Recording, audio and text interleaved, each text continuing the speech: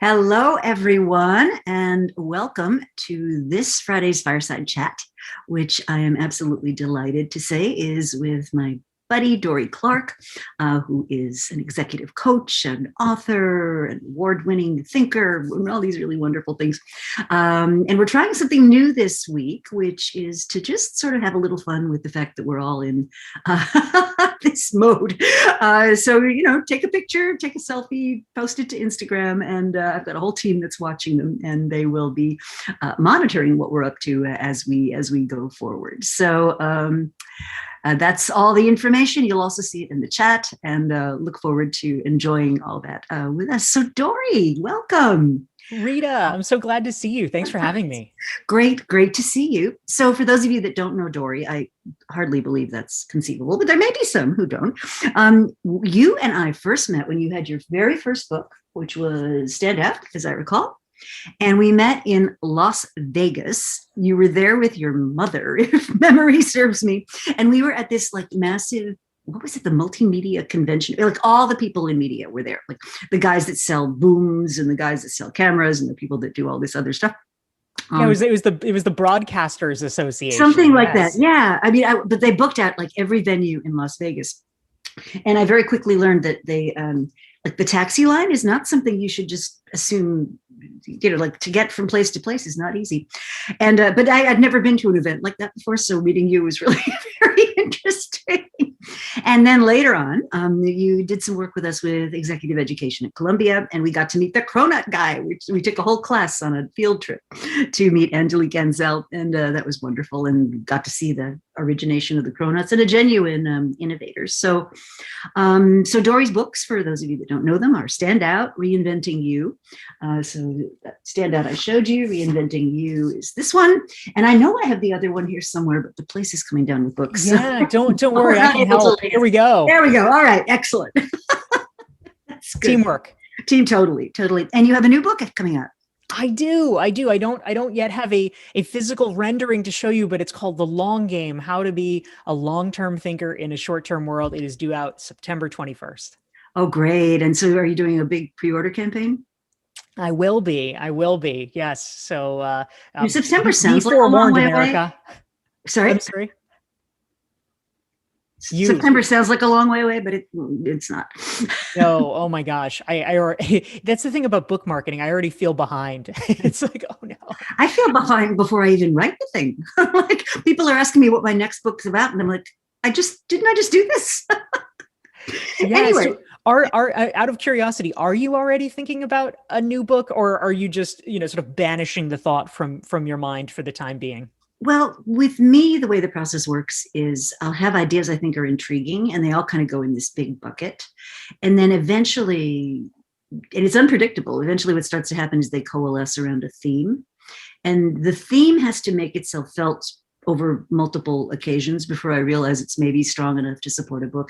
The kind of books I don't like are the ones that are they're monographs. And then, and then somebody says, well, it has to be a book. So we make it book length. I like something that has a little more depth to it. So, so I am thinking about another book. What it will be, I do not know yet. But I've got some ideas. And I think, the pandemic adds a different flavor to it, which is my most recent book, as you know, is about strategic inflection points. And it's sort of like, once you've gone through the inflection point, now what do you do? Right. Well, we could all use that. That's for sure. Well, one of the reasons I was so pleased to have you come and join me by the fireside. Note it's middle of February, so unlike the middle of August, we actually have the fire on. A theme that comes up a lot, and which I touch on in my work, is I call it the tour of duty career, after Reid Hoffman and Chris Ye's book by the same account. And while a lot of people get that now, it's like, oh yeah, okay, I've got to be entrepreneurial about my career, I've got to think differently, yada yada. But I think a lot of people are really not yet on top of what that really means. And I think you're one of the people that's really embraced this, not necessarily what you thought you would be doing, but you've really trying to sort of taken the disappointments and the experiences you've had and turned it into a really fascinating tour of duty entrepreneurial career. So maybe take us back to the beginning and what you thought you were going to be doing and how that took you on a number of twists and turns, and then how that led to what you're doing now. Yeah, thank you very much, Rita.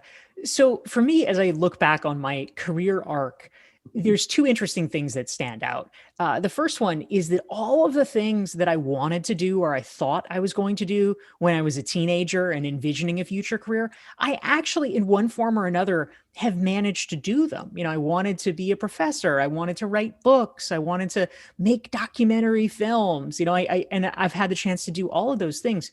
But literally all of them have come about in vastly different ways than I imagined. And the ways that 20 or 25 years ago you would have done those things, in many cases those doors have closed, and so you can still attain the goals, but you have to be sort of crafty and entrepreneurial, even to figure out how to do it. So as just one example, I thought I wanted to have a career in academia, and so after I got my master's degree I applied to doctoral programs, and I ended up getting turned down by all of them, literally all of them. Ouch. It was very unfortunate. I was certainly not expecting to get zero acceptances, and so I had to scramble. I had to figure things out really quickly.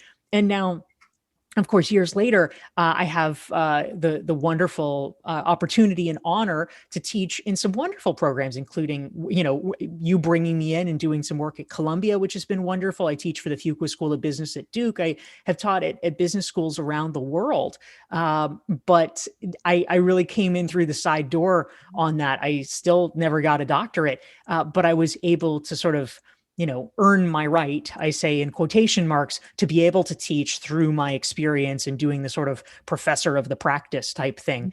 So you can find a way, but you have to be a little crafty sometimes.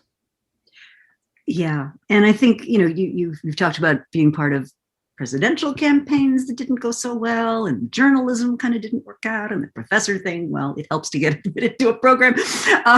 And yet, you've really turned that into, I think, a very interesting series of experiences. And one of the things I talk about a lot is failure, which is a word I have a very love-hate relationship with, but things not working out as expected, let's call it that way, and how that can actually prove to be a useful catalyst, especially in the context of personal inflection points, and what it would force you to consider that maybe you hadn't even thought about before.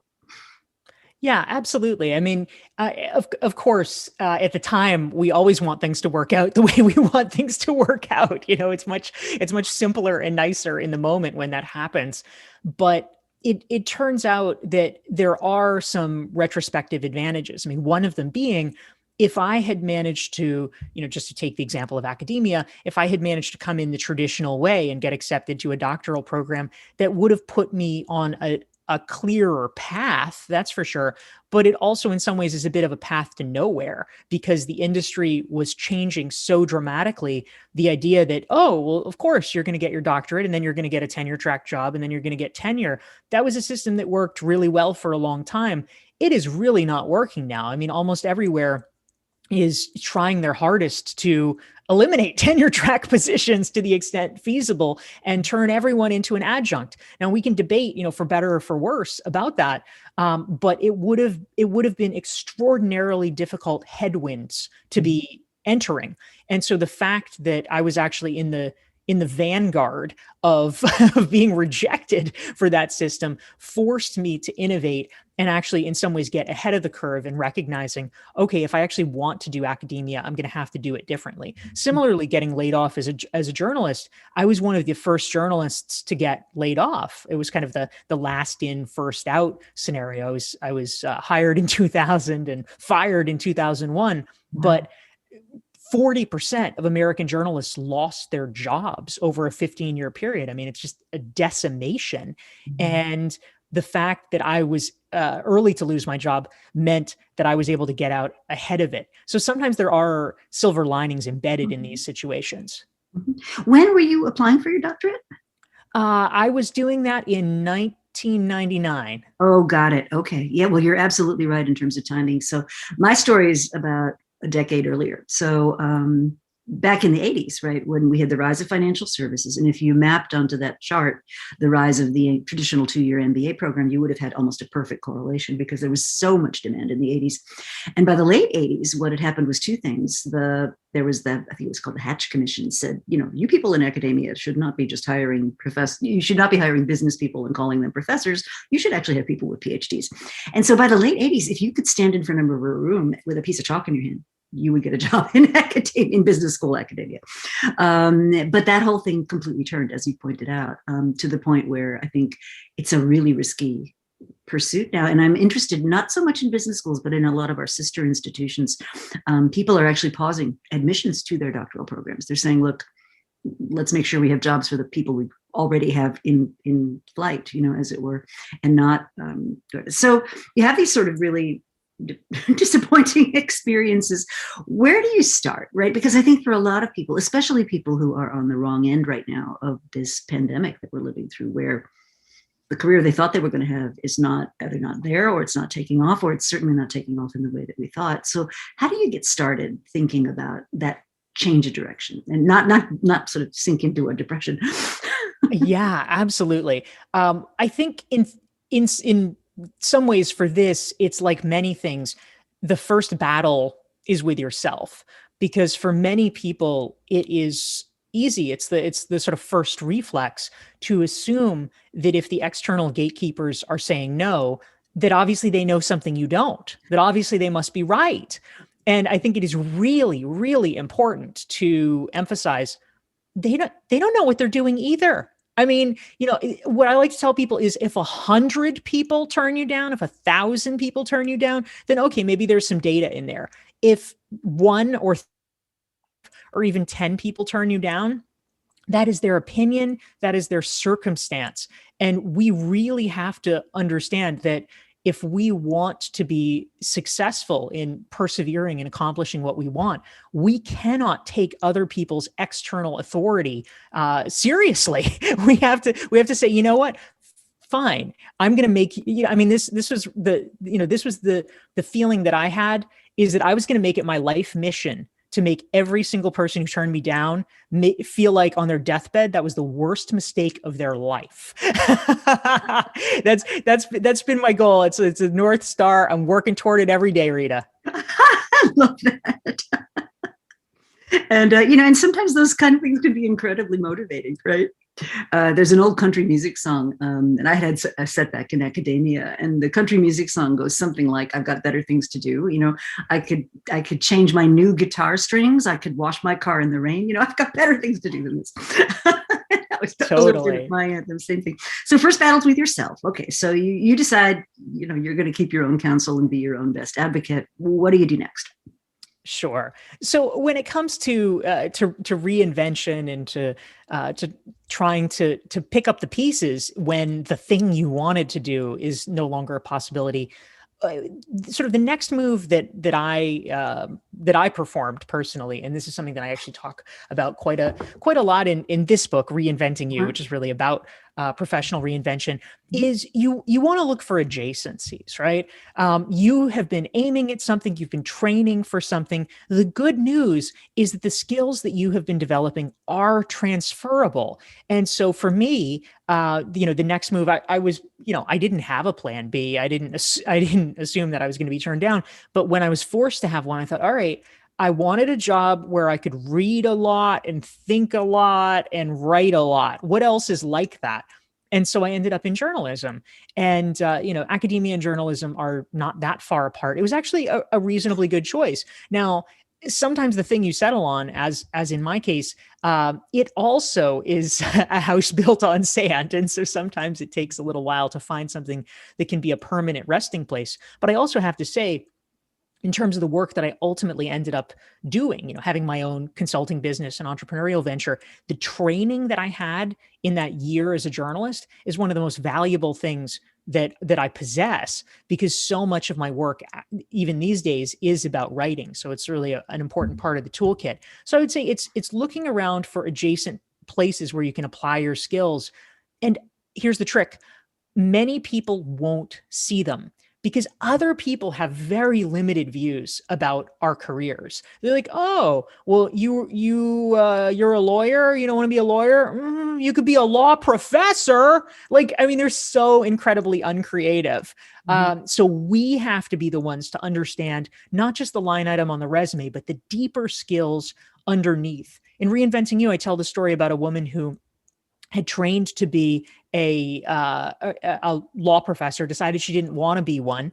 And everybody else is sort of discouraging her. Oh, you spent 10 years doing this. Why would you give it up? Why would you give it up? But she realized that she had great speaking skills that she had honed from her training as in persuasion and public speaking and being a lawyer. And she realized that she had great language skills that she had picked up in the course of getting her doctorate in law. And so she ended up becoming a consultant in the wine industry, so that foreign vintners hired her to market their products in the United States. It's totally unrelated, but it built on the baseline skills she had developed, and she's built a dream career.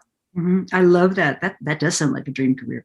Well, so, one of the things that I find in the work that I do, and particularly the work I do with women. So I run this course at Columbia called Women in Leadership, aside from my growth course, which you've been kind enough to join me on several occasions. But the Women in Leadership course, you ask women what they want, and very often they'll say something like, "I want to be a law person, a lawyer in a white shoe law firm," or "I want to be the director of marketing for blah blah blah." And what I find is they don't go beyond that. So if you say to them, "Well, why do you want to be director of marketing?" And if you really, really, really push them, maybe over a couple of glasses of wine, you'll finally get to, well, because that means I can enable creative people around me, and I can bring, new ways of thinking to life, and I can, provide mentoring for younger people. And so then the next thing I ask them is, well, where are other ways you could do that? So yes, becoming vice president of marketing at a Fortune 500 firm, maybe that would allow you to that. Maybe it won't. Also, that's the other thing to remember. But there's many paths to that outcome, and I think people forget that. Yeah, such a good point. We tend to get fixated on a certain way of accomplishing something, and it's like the things you teach in your innovation courses, right? When you get this kind of mental lock-in, it becomes very damaging, because we're like automatons, just like repeating the behavior, and doing the thing, and it can prompt a crisis when somehow that thing is cut off or that thing is blocked, because it seems like the only answer, it seems like the only option. And of course it isn't. It is almost never that there is one possibility. Mm-hmm. Usually there's a lot of possibilities, but we fail to see them. Mm-hmm. So one of our listeners wants to know, why didn't you get accepted? What caused you to get laid off, and how did that change you? Precisely what is wrong with you, Dorie? That's what we want to know. That we do, totally. Here, we can open the vein. It's good. Yeah. Well, and it's not even noon yet, so I'm afraid you're going to have to do this without any kind of artificial stimulation. That's right. Well, so why I think I got turned down for the doctoral program, I was applying I wanted to be a literature professor. And I think that why I got turned down for the doctoral program is I did very well on the general GREs, but I had been a philosophy major as an undergrad. And so I did poorly, I guess you could say. I mean, not terribly, but I didn't do great on the subject test for literature for the GRE. Like, I really actually knew I was in trouble. They literally had a question asking you to translate Beowulf from the original medieval English. And you know what? If you actually haven't studied that in depth, that's challenging. So my scores were not that good on the subject test. So I think that is why I got turned down for that. And why did I get laid off from the newspaper? I got laid off because I was writing for something called the Boston Phoenix, which was an alternative weekly newspaper. It's kind of the, it's like a subgenre of media that is a little bit quasi extinct now, but the Village Voice was the most famous. I was going to say, that sounds like the Village Voice, right? Mm-hmm. Yeah. So it was like hip people doing hip stories, and basically it was funded by porn is the answer. That's how they funded themselves, is they would have ads for like 1-900 and like escorts and whatever. Oh, And, totally. surprise, surprise. And I mean, it's a great, I mean, it's like Playboy, right? It's like great journalism backed by smut. And anyway, the surprise, the internet managed to take a lot of that business. Yeah. And so our paper was hit very hard and very fast by the rise of the internet. So 2000, 2001, that's exactly when it's happening. So our advertising revenue base declined, and they said, you know what? We don't really have room for a political reporter, a local political reporter anymore. So bye. Yeah, it's interesting to reflect on those things. But you're right. And actually, one of the things that I talk about in Seeing Around Corners is how, you're just kind of doing your job, right? And then something comes out of left field. So the analogy I would use is, you're in your industry, and, I'm in aerospace. So I'm a third market share player in aerospace. And somebody comes along and says, well, actually, we have holograms and nobody needs to fly anymore. Where did that come from? Right? Absolutely. It's, I remember when like the internet seemed like such a far away thing, even in 2000, 2001. I mean, I knew that our newsroom was a little bit behind, because we were this small, scrappy newspaper, but literally in 2001, when I was writing for the paper, we all had computers, but there was only one computer in the newsroom that had the internet. We had to take turns on that computer so we could access the internet when, if we were like looking things up. Like, that's how far off it seemed. And did it have a dial-up modem is what I want to know. We might have. And then, like 5 minutes later, it ate the entire newspaper industry. Exactly. So, so we talked about, so you have a setback of some kind or something that changes the world as you know it. You look for alternative possibilities. And that's where a lot of people, I think, sort of stop. They're like, oh, well, I could have been an opera singer if I had this sort of set of magical things happen. So in between that sort of, well, let me explore that space and actually doing something with it. So just for those of you that don't know Dorie, she's got a phenomenal suite of online courses, obviously the books, she coaches, she does communication consulting. You've got all these different sort of streams of activity that you're involved with. How do you go from this concept to actually making that happen? Because I know a lot of people that say things like, well, I could do an online course, if I had made the time, or I could do it, whatever, and it's all this sort of talk, but they don't actually do it.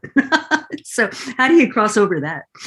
Yeah, it's such an important question. So actually in my new book, The Long Game, I talk about this a bit because in many ways it is a sort of long game question, right?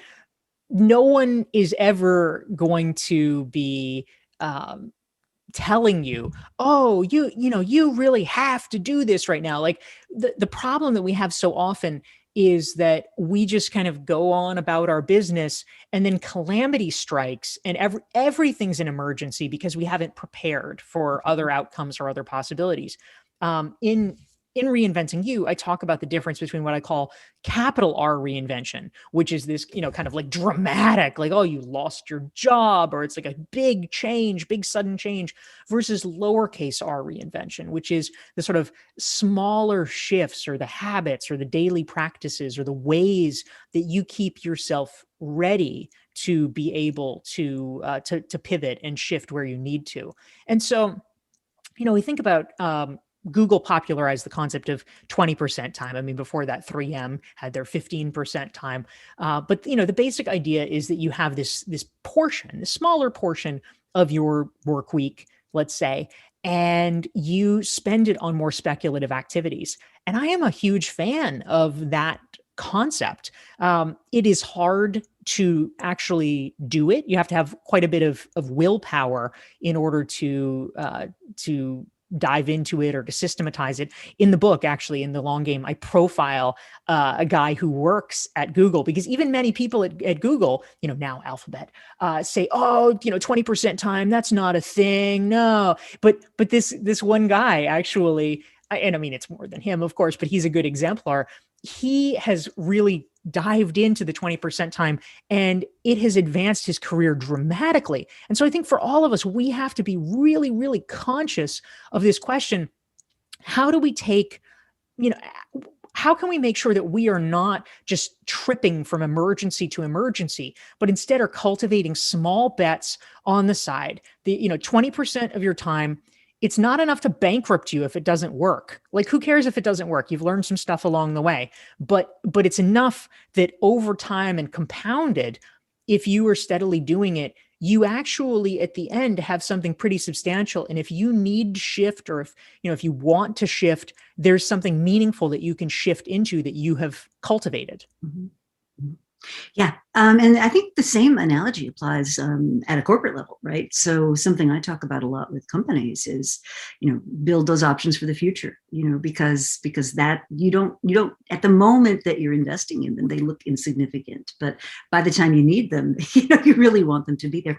Another of our mutual friends is Whitney Johnson, who of course writes about making your way up successive S curves of learning. And I think having the courage to leap from one S curve to another implies you've already got some of those new skills and capabilities in the bank, or it would be too scary to do that. Too scary. Yeah, that's exactly right. I mean, my own personal example where I've tried to live this out is I decided now 5 years ago, in January of 2016, I decided that I wanted to learn to write musical theater. And that was nothing I had ever done before. I had no training in it. I had no experience in it. I honestly wasn't even that familiar with the musical theater canon. I had to familiarize myself with it. But over the course of the past 5 years, I have, number one, repeatedly exposed myself to humiliation because I'm around all these people who are way better than I am. But if you train for something for 5 years, actually, you kind of get good. So I'm a lot better than I was when I started. And, I'm still perhaps not the best. I haven't put in my 10,000 hours, so to speak, yet, but I am more than passable at this point because of the effort over this 5 years. But I did it because in my head, I had a 10-year trajectory, and, you can't get there overnight. But the saying, which I think is quite powerful, we always overestimate what we can accomplish in a day, and we underestimate what we can accomplish in a year. And certainly it's true of we underestimate what we can accomplish in a decade. Absolutely. Absolutely. And what I kind of like about that is, so musical theater's its own genre, right? But at the same time, then back to this notion of adjacencies, it's about storytelling. It's about immersing people in the experience. It's about creating this, irresistible alternative world to the one that they live in every day. And that actually, those things have huge relevance to a lot of different fields of endeavor. Yes. So we talked a little bit about books and where the inspiration for books comes from. So what got you interested in the long game? Because that seems like a bit of a, I mean, it's logical, but it also seems like another stretch out from what you've typically been writing about. Yeah, it's certainly a less, it has many strategies and tactics in it, but I would say at its heart, it's not really a tactical book. It's kind of more of a big idea book. Yeah, I was going to say that. I think that's a good way of framing the differences, because a lot of your previous books have been very much, you're in this moment, what do you do next? Yes, absolutely. Part of the reason that I wanted to start writing that, Rita, actually is over the past 5 years, another thing that I started in 2016 was I launched, speaking of online courses, I launched an online course in a community called Recognized Expert. And so over the past 5 years, I've worked with more than, I think now at this point, it's more than 550 participants in this course, and have really gotten to know them and their challenges and their struggles really well. And the premise of the course is it's for smart, talented professionals that want to become recognized experts in their field. They are good at what they do, but it's hard to figure out, how do you get your ideas noticed? How do they get heard? There's so much competition. It just, can be a mystifying process. And so having worked with these folks, I just kept hearing the same things again and again. And a lot of it is a sense of frustration that, why isn't this happening faster? What do I have to do around here to, to sort of get noticed? Because we have this polarity, right? That on one hand, literally everyone knows. We've all heard 100,000 times that, okay, overnight success is not a thing. It doesn't happen overnight. It takes time. On the other hand, nobody actually tells you how long it does take. There is no information about that. And you look around and it seems like everybody else has got it figured out. Like, oh, well, on Instagram, they're doing blah, blah, blah. And you start to doubt yourself. You start to worry, oh, am I on the wrong track? Am I good enough? And this is how talented, smart people who should get their ideas heard sort of drop out of the system because they get discouraged or they don't know how to do it or they're blocked, and then that's it. And I don't want the world to lose those ideas. We need the good ideas. I want us to harvest them. And so I wrote this book really as a way of trying to provide a guide for people so that they can make it through that trough and understand what it looks like to actually get from, okay, I know it's not overnight, to being able to do what is necessary to get to the other end where they are as successful as they want to be and their ideas are heard as widely as they want them to be. That's very cool. That's very cool. So can you take us through the arc of that book? So how do you set it up, and what are some of the key stories? Yeah, absolutely. I mean, we're literally still finalizing it as we speak. As I was mentioning earlier, You heard it here first, folks. Yeah, literally turned in the text this week. But broadly speaking, the arc is that, first of all, one of the challenges that we face is we are so busy, we're so frenzied, and so one of the first issues is that it is really hard to plan for the long game if everything in your life is conspiring to have you focus moment to moment in this incredibly narrow sense. And so somehow we have to learn to break out of those traps so that we have the mental space to even begin to conceptualize about what the long term can look like. So I provide strategies for how to think about that, strategies for how to actually effectuate that. And then once we actually create a little bit of bandwidth for ourselves so that we actually can start thinking about the future and what we want and want it to look like, then it becomes a question of how do you get more strategic with the way that you're deploying your time. And so I talk about strategies around thinking like, well, what do you do when you are investing in your professional growth? I like to call it thinking in waves about your career. And, what do you emphasize or de-emphasize at certain moments so that you can set yourself up for more success? And, we kind of go through that process. And along the way, we talk about things like, how do you cultivate the connections that you need so that, because, we don't know what the future holds. And so how do you create the kind of network that actually is alive with enough possibility that it can sustain you and spark you regardless of where you go?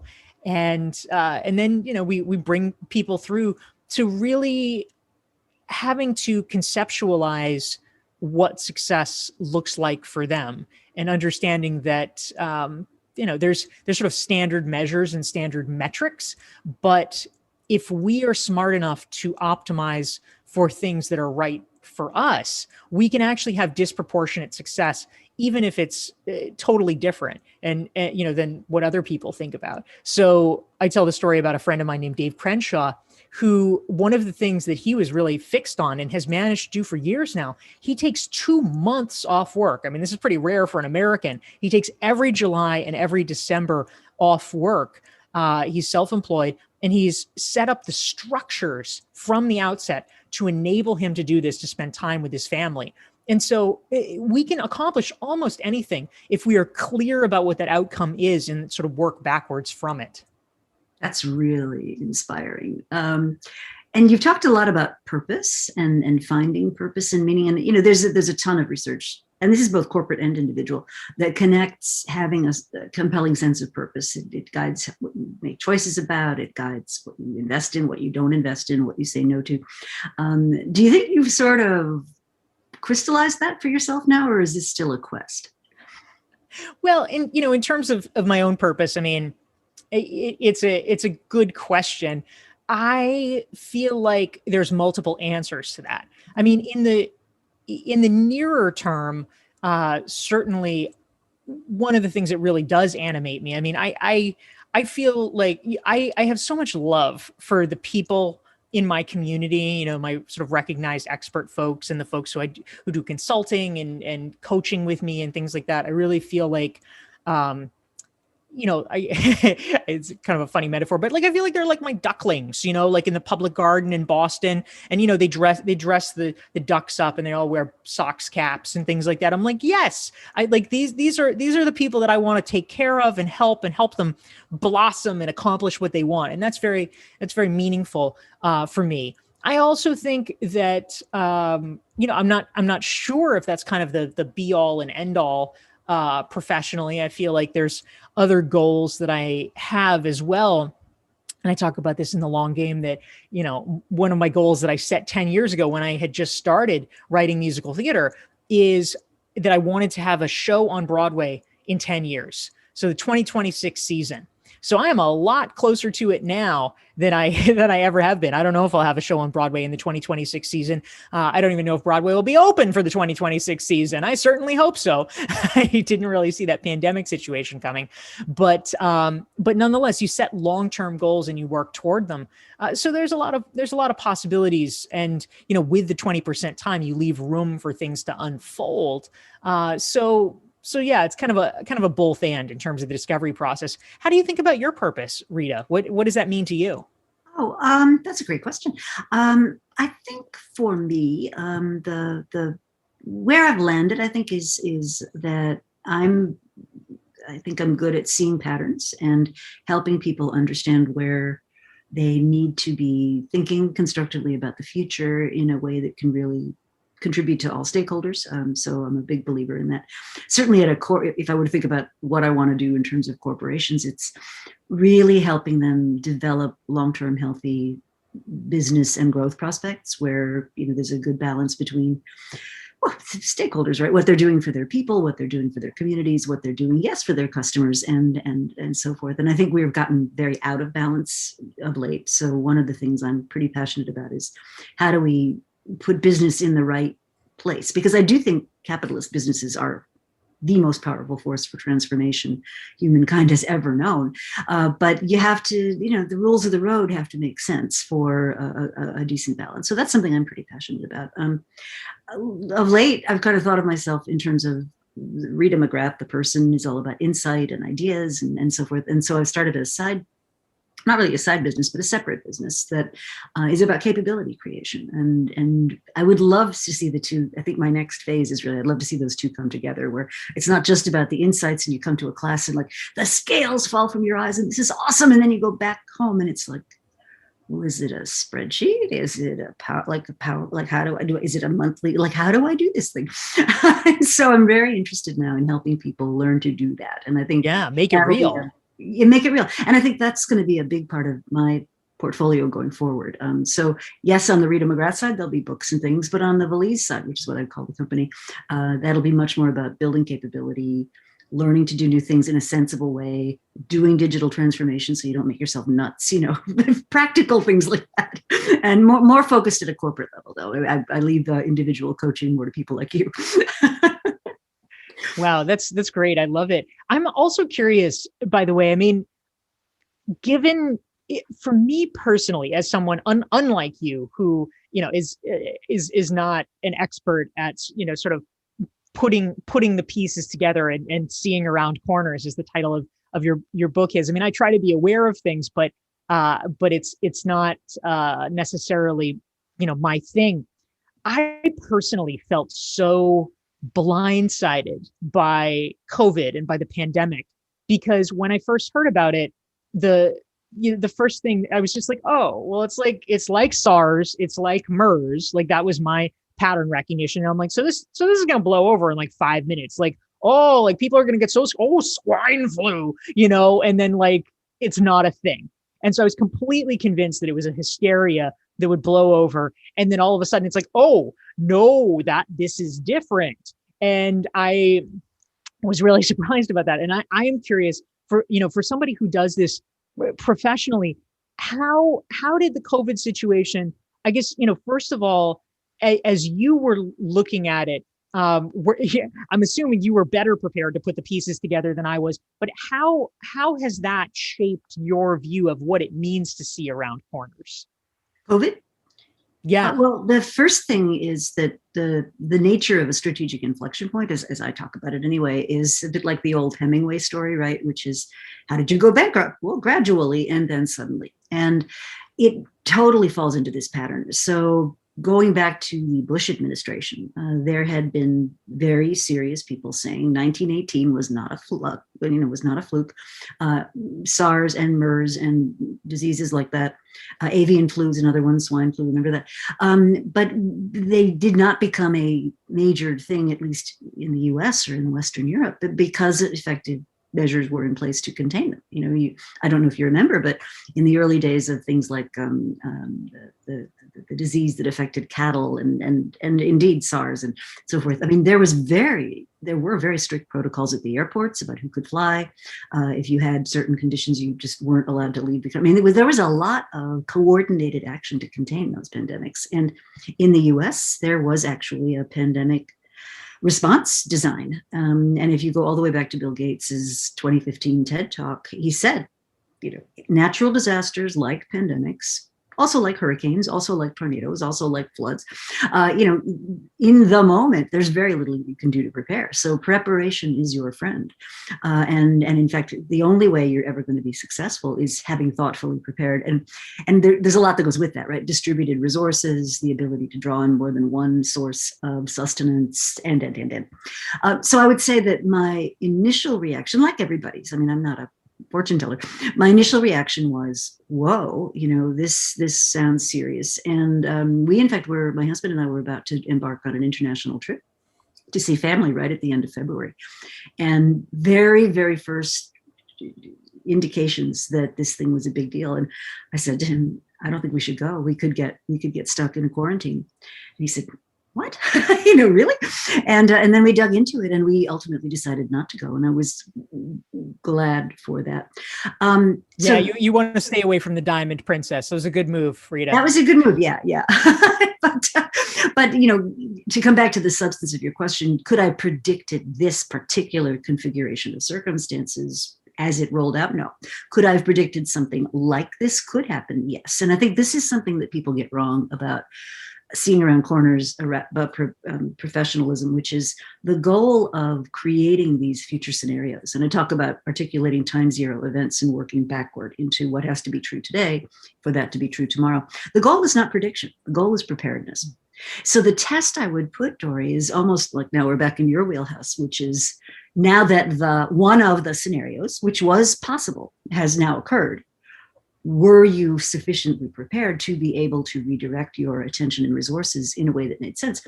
And I think for both you and I mean, we're sitting there in February or early January, let's just say, and 2020 is booked, right? You've got your speaking engagements, you've got your book you're working on. I had my exec ed and, all the different conferences we were going to fly off to, and Thinkers 50 and, the Drucker Forum and all those guys. And everything's there. And then it was just like within 2 weeks, it was like this dominoes falling, just one after the other.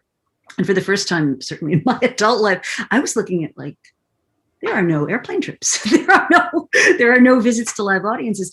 And that happened slowly, right? I mean, it like when it first happened, right? This is all going to blow over by Easter. Then it was all going to be done by the 4th of July. Then it was, we'll be finished with this by the time the school semester starts. Then it'll be over by Christmas. And I think people have finally stopped predicting when the thing is going to end. At least we've learned not to do that anymore. But I do think there's a sort of a resilience that comes from saying, okay, let's think about these different scenarios and how well are we just prepared for one? Or are we prepared for a variety of things? And so when I talk about predictions, no, I didn't predict this, but was it a possibility? Absolutely. Should we have had some resources in reserve just in case? Yes. One last thing on prediction. And I do want to come back to just your portfolio, because I think it's so interesting the way you integrate all this stuff. And we had some questions about your mastering the mastery course.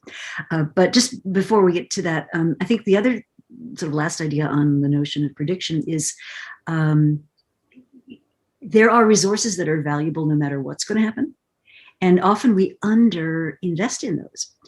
And so when something bad happens, right, if we had made those investments and the bad thing doesn't happen, there's always people in the world that say, see, We overreacted. That was no big deal, right? Y2K, remember that? There are still people to this day, 20 years later, who are saying that was not a big deal. We shouldn't have invested all those billions making our systems Y2K compliant. And yet, if we hadn't done it, I suspect the results would have been really, really bad. It's so true. I mean, I think the point that you are raising, which I think is so valuable here, and for me, it's probably the biggest lesson that the pandemic hammered home, is that preparing for one scenario is nice, but preparing, like the real secret sauce, at least as I understand it, is to prepare in a certain way such that, it's like finding the Venn diagram. And if you can prepare in a certain way so that your preparation will serve you in good stead for 3 out of 5 possible outcomes, then you are in really good shape, because we don't know which one, but if there's a 60 or 70% chance that it's going to be one of them, and that thing that you did can cross over, that's about the best we can do. I mean, life is about probabilities and about being ready for different situations. Mm-hmm. Yeah, absolutely. Absolutely. And one of our commenters in the chat, Bogdan, I think, says, does this imply a huge amount of cost and effort? And I don't think so. I don't think so. I mean, certainly if you want to go all anal about, what's the precise level of a titanium screw we're going to need for the next space vehicle. Yeah, okay, that requires a fair amount of precision. But if what you're trying to understand is, are we looking at I'll use a scenario I was working on back in March, are we looking at a chance to rewrite the social contract or not? Are we looking at an economy that's going to start humming again or not? And if you just juxtapose those two uncertainties on each other, you get 4 completely viable, as of last March, futures. So one I call Les Miserables, right? Lots of conflict over resources, lots of tension, not a happy place to be. Second is just kind of rinse and repeat the last 50 years. Third is a return to the FDR, the rendezvous with destiny. And the fourth, and remember, this is last March, I was talking about these, and the fourth was sort of Great Society 2.0. And what seems to be the trend right now is landing us in the rendezvous with destiny kind of scenario. Now, that I happen to think that has a lot of positives to it. One thing also, I think it's very important not to get preferences confused with predictions, which is easy to do. Like, that's a scenario I would really like. So I'm going to see and take in all the information that supports that being the place we're going. And I'm going to completely ignore everything that calls that into question. And that's another thing we don't want to do. Does it have to be super expensive? No. Does it require you the patience and the tenacity to expand your mind? Yes. And that takes time, as you've already said. Yeah, absolutely. And you were kind of heading in this direction, Rita, so I'll just pick up the strand that specifically how all of this tied in with COVID and sort of my reinventions and, my multiple income streams, which is the topic of the new book, Entrepreneurial You. What was a powerful lesson for me was so back, we go back in time 5 years ago, and, for that 5-7 year period, keynote speaking and traveling, of course, to do it was a significant part of my income. And I was constantly on the road. And in 2015, I actually gave 74 keynote talks. So I was on the road all the time. It was brutal. And finally, at the end of that year, I said, okay, that's too many. I need to do less than that. And that was the moment where 2 very clear scenarios presented themselves to me in terms of like forecasting. One is like, okay, there's probably going to be a point where I get burned out on travel and don't want to travel so much, the personal preference. The second is, God forbid, but maybe I get sick, and I see friends who have illnesses or things like that. They just can't do it. And if it's dependent on your labor, then you're in trouble. And so I realized very clearly, okay, if that is the case, I am going to have to come up with ways that I can have more passive income, ways that I can earn revenue that is not dependent on my physical presence somewhere. And so I started going all in. 2014 was my first stop, but 2015, 2016, I did a lot in terms of investing in developing online courses. This was really part of the 20% time. Wasn't, a huge percentage, but it was a steady percentage that I spent over several years. And it turns out, hey, guess what? Who knew? The same things that enabled me to prepare for what I saw as the likely scenarios about I might get sick of travel or might get sick in general, it worked for the pandemic as well, because the speaking income cratered, but online went up. And so, I feel very lucky. 2020 was my most lucrative year ever because of that preparation that I had done kind of inadvertently, but planning for adjacent scenarios. Yeah, I mean, we had the same experience in executive education at Columbia, which is, we had our whole year booked in January, and February looked great. And then March, all of a sudden, the floor fell out of everything. We had to cancel all of our live classes. And I was actually one of the first faculty to suggest that, we could reimagine this experience. And so what we got now is a portfolio of what we call live online classes, where it's over Zoom or some format like it. But it's an actual conversation. And what we're learning now, which I think is fascinating, is some of what we're doing actually works better in this format. And I'm thinking about even the keynote speeches. So like you, I used to spend a lot of time in airplanes, going to places. But when you get to, say, Radio City Music Hall or this huge venue that they have in Sao Paulo in Brazil, you on the stage, as far as the average observer is, you're this teeny little thing. And they're actually watching the Jumbotron, which is trained on you as a video. And so in many ways, this experience is actually a lot richer, a lot more human. You can have much more interactivity. And I'm not saying it's better than, in person. I think it's different. And we will, I think, through this experience, we're going to learn what actually are its advantages and how do they manifest themselves. So with women in leadership, for instance, I've got women now from all over the world, and men are allowed too, but mostly it's women. And, women in the not-for-profit sector who no way could they have afforded to fly to New York, stay in a hotel, go to the court. I mean, they just could not have done it. They would have been barred out. And so to be able to welcome them in has been it's been great. And that's a really positive aspect. So I think we're learning, much as we mourn what we've lost in terms of interpersonal, I think we're learning a lot of new things that we never would have even considered in the before times. And now it's like, well, why not give it a try? Nothing else is available to us, right? Absolutely. Yeah. Nothing like utter lack of options to inspire creativity. Oh, wait a minute. I see one of your companions. Oh, yes. He likes these guys. These guys are Twitter stars, I have to tell you, and Instagram as well. Thank you. This is Philip. He's the power behind the throne. You want to say hi, Phil? Hey. Oh, hi. Yeah, everyone's looking at you. Welcome world. Great. So, tell me a little bit about the different flows, because you've got the online course, and there's a lot of interest, I know, in people learning more about the Recognized Expert course, but you've got some others. You've got the books. You are still doing virtual speaking and meeting, and you do coaching. So how do you balance between all those things? Yeah, thank you. It's there are a lot of different income streams and a lot of different things that I have going.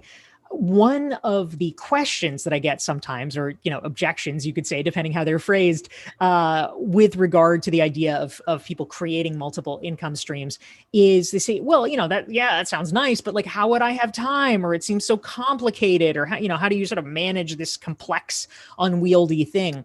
And I think it's really important to specify that the multiple revenue streams, it is not like 9 completely different things, right? It's not, oh, well, I write business books and I own car washes and, I'm an angel investor and I breed horses. Like, it's not all of those things.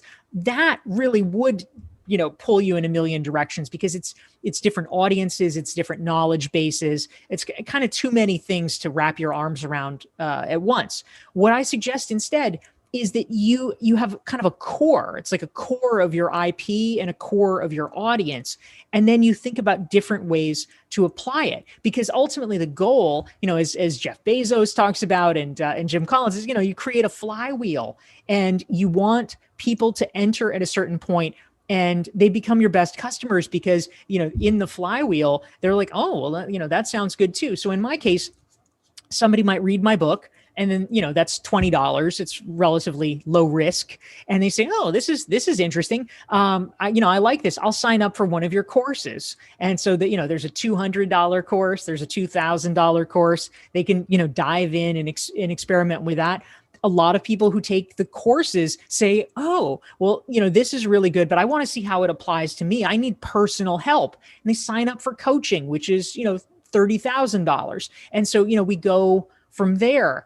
So it's creating different ways. I mean, it's like different ways for the same people to engage with you based on their preferences. And also, how do you sort of broaden it out so that people who couldn't necessarily afford you at the highest levels are able to get in the pipeline nonetheless? If you can answer those questions, then it doesn't really become hard to have multiple revenue streams. It's just sort of creative extensions to grow your audience and to grow your ability to interact more deeply with your existing audience. Mm-hmm. And it's also around the same coherent set of, I'll call it IP, or, the same coherent brand really comes through all those things. It's different ways the brand might be expressed. So, to use an analogy, right, when you think of Disney, there's certain consistent things, whether you're in a theme park, whether you're watching a movie, whether you're streaming something, it's about the story, it's about the imagination, it's about the creativity. It's about the customer experience, whatever the venue is that you're in. So that might be a way of thinking about it. A quick question on what's better online. It was Frank, I guess, that was asking that. And I'll take a stab at it, and then maybe you can. I think online, it's the access. In the case of some of our course offerings, it's the ability to take something that in person would be, say, a 3-day drinking from the fire hose experience, and stretching it out in time so that you have more time to reflect, more time to digest, more time to interact with your peers.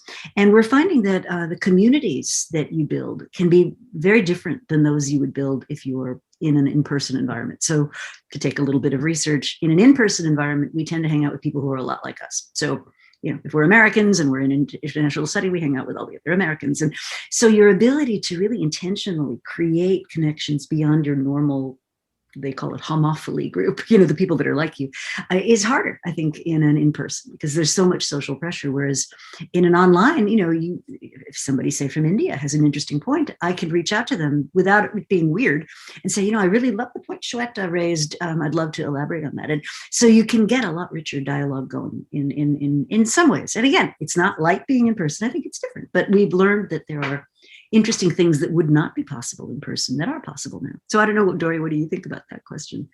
Yeah, I think that's super interesting, Rita. In terms of what's better internationally, or sorry, what's better virtually, I think the international element really is key. I mean, I taught in November my first virtual iteration of a class that I've been teaching for years at Duke Fuqua School of Business called Communication for Leaders.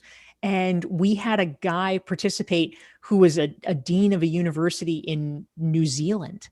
And I mean, I think like it's not impossible that someone would fly from New Zealand for like a 3-day executive ed program, but it's unlikely. I had never had anyone do that before. But this guy was now able to participate and be part of it and get that knowledge. And, so I think it opens up, it just, continues to kind of break down barriers and globalize in really dramatic ways, which is pretty cool.